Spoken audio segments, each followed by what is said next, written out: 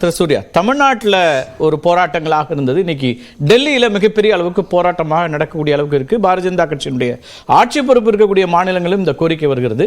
மத்திய அரசு இதை எப்படி பார்க்குது, பிஜேபி எப்படி பார்க்குது? இல்லை, முதல்ல பாராளுமன்றத்தில் விவாதிக்க அனுமதிக்கலன்னு சொல்கிறதே தப்பு. ஏன்னா நம்ம பாராளுமன்றம் இந்திய நாடு, கான்ஸ்டியூஷன், இதுக்குன்னு ஒரு கன்வென்ஷன் இருக்குது, ஒரு ப்ரொசீஜர்ஸ் இருக்குது. முதல் முறையாக தேர்தல் முடிஞ்சு இந்த பாராளுமன்ற அவை கூடப்படுகிறது. இப்போ எப்பயுமே இப்போ இல்லை, நெஹ்ரு அவர்கள் காலத்திலேருந்து முதல்ல ஜனாதிபதி உரை நடக்கும். உரை நடந்த உடனே மோஷன் ஆஃப் தேங்க்ஸ் அப்படின்னு ஒன்று நடக்கும். அதில் ஒரு 2 நாட்கள் 3 நாட்கள் விவாதம் செய்யப்பட்டு அந்த மோஷன் ஆஃப் தேங்க்ஸில் பிரதமரோ இல்லை மூத்த அமைச்சரோ நிறைவு உரையை செஞ்ச உடனே அது ஓட்டுக்கு எடுத்துக்கப்பட்டு அந்த ஓட்டினுடைய டெசிஷன் ஸ்பீக்கருக்கு கன்வே பண்ண உடனே தான் அந்த செஷன் ஸ்டார்ட் ஆகுதுன்றது. இதுதான் மரபு.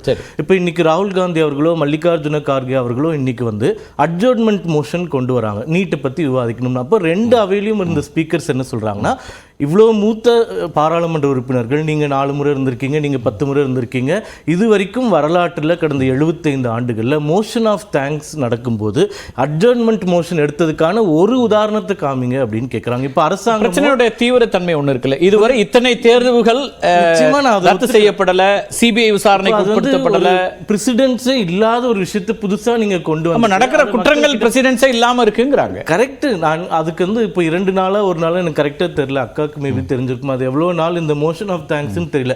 அது முடிஞ்ச உடனே அடுத்த ஃபர்ஸ்ட் விஷயமா இதை விவாதிக்கலாம்னு கல்வி அமைச்சரோ இல்லை அங்கே இருக்கக்கூடிய சபாநாயகரோ சொல்லியிருக்காங்க. அதனால இதை கண்டு அரசாங்கம் இந்த பிரச்சனையை விவாதிக்க மறுக்கிறது, பயந்து ஓடுகிறது அப்படின்றத நான் மறுக்கிறேன். அந்த கன்வென்ஷன் என்னவோ அதை ஃபாலோ பண்ணுங்கன்னு சொல்றோம். ஃபர்ஸ்ட் அது பிரதமர் பதில் உரை கொடுத்த உடனே ஜனாதிபதிக்கு இந்த மோஷன் ஆஃப் தேங்க்ஸ்னுடைய அறிக்கை கொடுக்கப்படும். அப்புறமா அட்ஜர்ன்மெண்ட் மோஷன் ஃபர்ஸ்டா நீங்க எடுத்துக்கோங்க 2 பேருமே சொல்றாங்க. இரண்டாவது, இப்போ இந்த ஊழல் நடந்திருக்கு, பிரச்சனை நடந்திருக்கு, இது மறுத்து போகவே இல்லை. இப்போ இதுக்கு கமிட்டி வச்சிருக்கோம், 63 மாணவர்கள் மேல நடவடிக்கை எடுத்திருக்கோம், 3 வருஷ பேனு, 2 வருஷ பேனு, அவங்க தேர்வு எழுத முடியாதபடி முதல் முறை நடக்கல, 7 ஆண்டுகள்ல 70 முறை பேப்பர் லீக்கேஜ் ஆயிருக்கு, தவறு நடந்திருக்கு. நாங்க இல்லைன்னு சொல்லவே இல்லை. அதுக்கு தான் இப்போ அந்த கமிட்டியே சஸ்பெண்ட் பண்ணிட்டு புதுசா போட்டிருக்காங்க. இந்த மாதிரி தவறு நடக்கவில்லை அப்படின்னு சொல்லவே கிடையாது. இது எங்கேயோ ஒரு இடத்துல பிரச்சனை நடந்திருக்கு, லீக் எங்கேயோ ஒரு இடத்துல இல்ல. அதாவது நீட் தேர்வு நடத்தக்கூடிய அமைப்பா இருக்கலாம், யூஜிசி நெட் நடத்தக்கூடிய அமைப்பா இருக்கலாம், எல்லாமே சிக்கலா இருக்குது. நீங்களே இப்போ அது விசாரணை நடத்த வேண்டிய அளவுக்கு இருக்கு அப்படிங்கிறது. என்ன பிரச்சனைனாங்க, பல லட்சம் மாணவர்கள், என்னுடைய அக்கா பையனே நீட் எழுதி மார்க் வாங்கி இப்போ அட்மிஷனுக்கு வெயிட் பண்ணிட்டு இருக்கான். இப்போ இதுல டக்குன்னு ஒரு டெசிஷன் மொத்தமா கேன்சல் பண்ணிடுங்க, இப்போ நீட் தேர்வே வேணாம் அப்படின்ற ஒரு சென்டிமெண்டல் டெசிஷன் நம்ம எடுக்க முடியாது. இப்போ 1500 மாணவர்கள் மீண்டும் மறு தேர்வு எழுத வேண்டிய நிலை வந்தது. அதுவே அவங்களுக்கு நீதிமன்றம் போய் தான் கிடைச்சது. இப்போ கிரேஸ் மார்க் குறிப்பிட்ட ஒரு 5 மாநிலங்கள்ல, வடகிழக்கு மாநிலங்கள் 2, அந்த மாதிரி மாநிலங்கள்ல நீதிமன்றத்துக்கு போய் கிரேஸ் ஒரு சிக்கலான ஒரு பிரச்சனையா இருக்கு, மாணவர்களுக்கு ட்ராமா இருக்குன்றீங்க இல்லையா? இத பற்றி தான் விவாதிக்கணும்ங்கிறது எதிர்க்கட்சி. எங்க வீட்டுல இருக்கக்கூடிய பையனே பதற்றத்துல தான் இருக்கான். இருக்குமா இருக்காதா, அட்மிஷன் கிடைக்குமா, திரும்பி எழுதணுமா? நான் இல்லைன்னு சொல்லல, இது ஒரு கிரைசிஸ். அது பெஸ்டா எப்படி ஹேண்டில் பண்ணணும் அதை நம்ம பண்ணி, கிரைசிஸ் இருக்கும்போது அதை அட்ரஸ் பண்ணணும்னு எதிர்க்கட்சி சொல்லுது, அதை விவாதிக்கணும்னு சொல்லுது. அதுக்கு நீங்க 75 வருஷம் இல்லாத ஒரு ப்ரொசீஜர் கொண்டு வரீங்கன்னா 2 சபாநாயகர்களும் அங்க சொல்றாங்க. அதனால இந்த மோஷன் ஆஃப் தேங்க்ஸ் எவ்வளவு நாள் எனக்கு நிஜமாவே தெரியல. கிரைசிஸா ஸ்கேண்டலா, இது எப்படி சொல்றது? எதிர்க்கட்சிகள் இது ஒரு பெரிய ஸ்கேண்டல் தான் சொல்றாங்க. நடந்திருக்கிறதுல இப்ப அதனால தான் நீங்களும் விசாரணை அமைப்புகள் மூலமா வழக்கு பதிவு செய்து விசாரணை நடத்துவீங்க. இல்ல ஸ்கேண்டல்னா இப்ப இதுக்கு வேற யாராச்சும் தொடர்பு இருக்காங்கன்னு தெரிஞ்சா ஸ்கேண்டல். இது ஒரு பியூரோக்ராட்டிக் நீட் விவகாரத்துல உங்களோட நிலைப்பாடு என்ன? இப்ப இல்லை, நீட் நிலைப்பாடு எங்களுக்கு நிலைப்பாடே இல்லைங்க. நான் பல விவாதங்களில் சொல்லியிருக்கேன். பிஜேபிக்கோ நீட்டுக்குன்னு ஒரு பாலிசி, நாங்கள் நீட்டு கொண்டு வருவோம்னு எங்கள் மேனிஃபெஸ்டோவில் கொண்டு வந்ததில்ல, சொல்ல எங்கள் ஐடியாவில். இப்போ ஜோதிமணி அக்கா கூட சொல்கிறாங்க, காங்கிரஸ் ஆட்சியில் நாங்கள் வேண்டாம். இங்கே சட்டமன்றத்தில் வெளிநடப்பு நடத்தி செய்திருக்காங்க.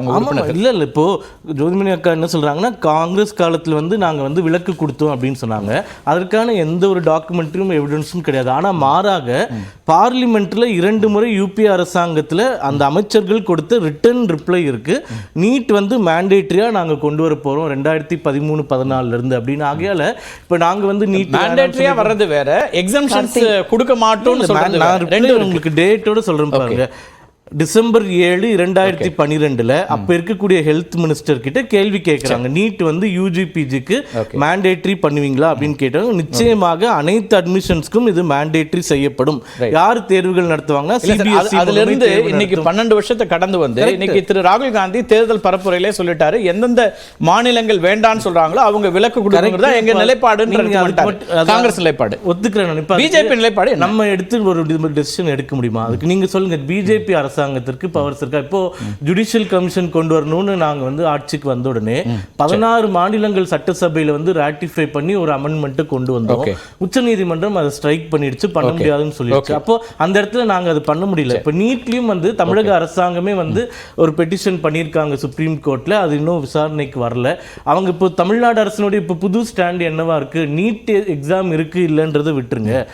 கவர்மெண்ட் கோட்டாவில் இருக்கக்கூடிய எம்பிபிஎஸ் சீட்ஸ்க்காவது ஸ்டேட் கவர்மெண்ட் கண்டக்ட் பண்ற எக்ஸாம் பேஸ் பண்ணி அட்மிஷன்ஸ் கொடுங்கன்ற நிலைமைக்கு அவங்க வந்துட்டாங்க. அப்போ நீட் வேணான்ற ஸ்டாண்ட் கிடையாது. அது கவர்மெண்ட் கோட்டா சீட்ஸ்க்கு நீங்க வந்து கொடுங்கன்னு சொல்றாங்க. தீர்மானம் இன்னைக்கு என்னன்னு தெளிவா இருக்கு. நான் வேணா வாசிச்சு காமிக்கிறேன். பெரிய தீர்மானம் நீங்க கேட்டிருப்பீங்க. உச்சநீதிமன்றத்துல சொல்றேன். இப்போ உதாரணமாக சார், தமிழ்நாடு சட்டம் ஒரே ஒரு கருத்து மனதாக நிறைவேற்ற ஒரே ஒரு கருத்து நான் சொல்றேன். இப்போ பிஜேபி அரசாங்கம் நீட் வந்து மாநிலங்கள் யார் யாருக்கு வேணுமோ வச்சுக்கோங்க, வேணாம் அப்படின்னு ஒரு ஹைப்போதெட்டிக்கலா ஒரு ஆர்டர் நம்ம போட்டா கூட உடனடியாக நீதிமன்றத்துக்கு போவாங்க. நீதிமன்றத்துல ஸ்டே கிடைக்கும். இன்னொருத்தங்க போவாங்க. இது யார் ஃபைட் பண்ணது? கார்த்தி சிதம்பரம் அவங்களுடைய மதர் தான் போய் ஃபைட் பண்ணது. தனிநபர். அவங்க ஒரு வழக்கறிஞர்னு சொல்லல. இல்ல சார், அவங்க வழக்கறிஞரா போறாங்க. லீகல் பாயிண்ட்ஸ் நான் கோட் பண்றேன். இப்போ வந்து கடவுளே நினைச்சா கூட ஒரு வேற ஒரு உதாரணம் சொல்ல முடியும். நான் சொல்ல விரும்பல. ஏன் சொல்றேன்னு வச்சுக்கோங்க. பேர் அது இம்ப்ளிகேட் பண்றதுக்காக சொல்லல. ஒரு தனிநபரா ஒரு வழக்கறிஞரா அவங்களுக்கு இருக்கிற உரிமையில போறாங்க. அதே போல ஒரு அதிகாரி தனக்கு இருக்கக்கூடிய உரிமையில போறாரு, பேசுறாரு. அதையும் வேற யாரோடய தொடர்படுத்த கூடாதுங்கறத ஏன் நிலைப்பாடு? ஒரே ஒரு क्वेश्चन லாஜிக்ல உங்ககிட்ட கேக்குறேன். இது பிஜேபி எல்லாத்தையுமே விட்டுருங்க. இப்போ நாங்கள் ஒரு முடிவு எடுக்கிறோம். நீட்டு எந்தெந்த மாநிலங்கள் வேணுமோ வச்சுக்கோங்க அப்படின்னு சொல்லிட்டு இப்போ உச்சநீதிமன்றத்துக்கு போகுது. அவங்க அதை ரிவர்ஸ் பண்ணிடுறாங்கன்னா பாதிக்கப்பட போறது மாணவர்கள் தானே. அப்போ நீங்க உச்சநீதிமன்றத்தில் ஒரு தீர்வுக்கு ஒரு வழக்கு போட்டிருக்கீங்க. அதை துரிதப்படுத்துறதுக்கு நீங்க நடவடிக்கை ஆர்டர் வாங்கிட்டீங்கன்னா அதை நாங்க இம்ப்ளிமெண்ட் பண்ண போறோம். நாங்க போய் நிக்க போறோம். நீதிமன்றத்துல ஒரு உத்தரவை பெறலாமே, இந்த மாதிரி மத்திய அரசாங்கத்திட்ட ஏன் இதை கொண்டு வரீங்க அப்படின்னு கேட்கிறாரு.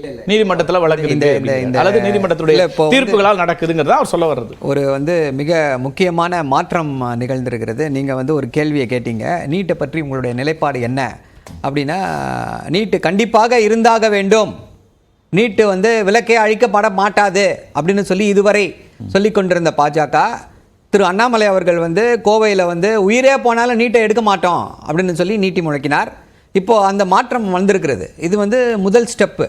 இப்போது பாஜகவுடைய அதிகாரப்பூர்வமான செய்தி தொடர்பாளர் வந்து என்ன சொல்கிறாருன்னா, நீட்டு வந்து கண்டிப்பாக இருக்கும், என்ன ஆனாலும் இருக்கும் அப்படின்றத அவர் சொல்லலை.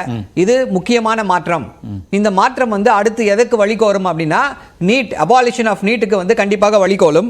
இப்போ வந்து ஒரு கருத்தை வச்சாரு. இப்போ என்ன பாஜக என்ன ஸ்டாண்ட் எடுக்கிறாங்க அப்படின்னா, நாங்கள் வந்து பண்ணலாம், ஆனால் நாங்கள் செய்தால் நீதிமன்றங்கள் தலையிடுமா அப்படின்றாங்க. இது வந்து அது வந்து 2011 இப்படி சட்டங்கள் வந்துச்சு, இதாச்சு அப்படின்னு சொல்லி சொல்றாரு.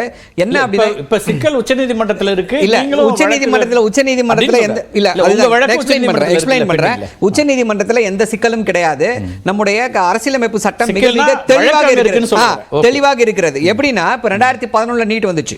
ஆனா தமிழ்நாட்டில் ஏன் அப்ப அந்த நீட் வந்து எக்ஸம்ஷன் வந்துச்சு தமிழ்நாட்டுக்கு? ஏன்னா தமிழ்நாட்டில் வந்து 2007 தலைவர் கலைஞர் அவர்கள் வந்து அதாவது abolition of entrance examination to professional கோர்சஸ்னு ஒரு சட்டத்தை கொண்டு வந்தார். அந்த சட்டத்திற்கு வந்து குடியரசுத் தலைவர் ஒப்புதல் கொடுத்தாங்க. அது வந்து சென்னை உயர்நீதிமன்றத்தில் சேலஞ்ச் செய்யப்பட்டது. சென்னை உயர்நீதிமன்றம் அந்த சட்டம் சரியானதுன்னு சொல்லி சொன்னாங்க. உயர்ச்ச நீதிமன்றத்துக்கு போச்சு. உச்சநீதிமன்றமும் அந்த சட்டம் சரியானதுன்னு சொல்லிச்சு. அப்புறம் உச்சநீதிமன்றத்தில் நடந்துச்சு வழக்கு. அப்புறம் என்ன நடந்ததுன்றது தெரியும்.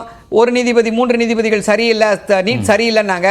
அப்புறம் அதுல இருந்த இன்னொரு நீதிபதி போய் இன்னொரு இதுல உட்காந்துட்டு நீட் வேண்டும் அப்படின்னு சொல்லி நீட் வேண்டும்னு சொல்லுது நீதியரசருடைய கருத்து. அவ்வளவுதான் அதுக்கு வேல்யூ.